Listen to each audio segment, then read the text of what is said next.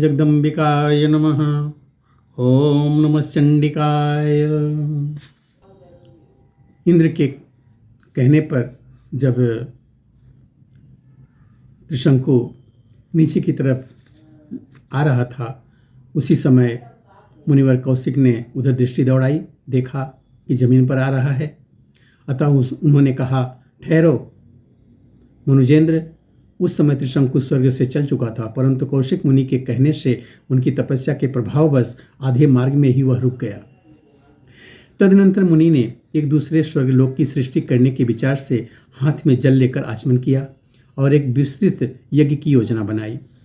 विश्वामित्र के इस प्रयत्न को जानकर सचिपति इंद्र तुरंत उनके पास आ गए। आते ही कहा, ब्राह्मण साधो, यह आप क्या कह रहे हैं? इतने कुपित होने का क्या कारण है? मुनिवर, सृष्टि करने से कोई काम सधने वाला नहीं है। कहो, मैं आपका कौन सा कार्य सिद्ध करूं? विश्वामित्र बोले, विभो, महान दुखी राजा त्रिशंकु आपके भवन से गिर चुका है। आप प्रेम पूर्वक उसे अपने स्थान पर ले जाने की कृपा कीजिए। व्यास जी कहते हैं, विश्वामित्र मुनि के निश्चय को जानकर इंद्र के मन में असीम शंका हुई। फिर भी मुनि के प्रचंड तपोबल पर ध्यान देकर उन्होंने प्रस्ताव स्वीकार कर लिया।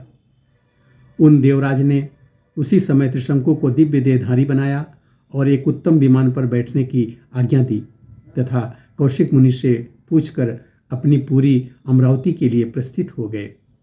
त्रिशंकु सहित उनके स्वर्ग पधार जाने पर विश्वामित्र परम सुखी होकर अपने आसन पर विराजमान हो गए। उस समय हरिश्चंद्र शासन कर रहे थे। उन्होंने सुना कि पिताजी अपनी इच्छा के अनुसार स्वर्ग चले गए हैं।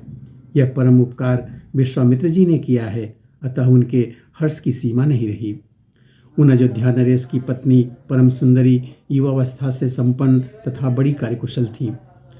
बहुत समय बीत जाने पर भी रानी गर्भवती नहीं हो सकी। तब महाराज हरिश्चंद्र के मन में संताप होने लगा। अतः वह अपने गुरु वशिष्ठ मुनि के आश्रम पर गए। मस्तक झुकाकर उन्हें प्रणाम किया और संतान न होने से उत्पन्न जो चिंता थी वह उन्हें कह सुनाई। उन्होंने कहा, दूसरों को मान देने वाले धर्मज्ञ मुने, आप ज्योतिष एवं मंत्र विद्या के पारदर्शी विद्वान हैं। आप मुझे संतान होने के लिए कोई उपाय करने की कृपा कीजिए। व्यास जी कहते हैं, ब्रह्मा जी के मानस पुत्र मुनिवर वशिष्ठ ने राजा हरिश्चंद्र की यह खेद भरी बात सुनकर मन में सम्यक प्रकार से विचार करने के पश्चात कहा। वशिष्ठ बोले, महाराज, तुम सत्य कहते हो। तुम जल के प्रधान देवता वरुण की उपासना करो। यत्नपूर्वक आराधना करने से वे तुम्हारा कार्य पूर्ण कर देंगे, क्योंकि वरुण से बढ़कर संतान देने में दक्ष दूसरे कोई देवता नहीं है। धर्म में आस्था रखने वाले राजेंद्र, तुम उनकी आराधना करो, कार्य अवश्य सिद्ध हो जाएगा।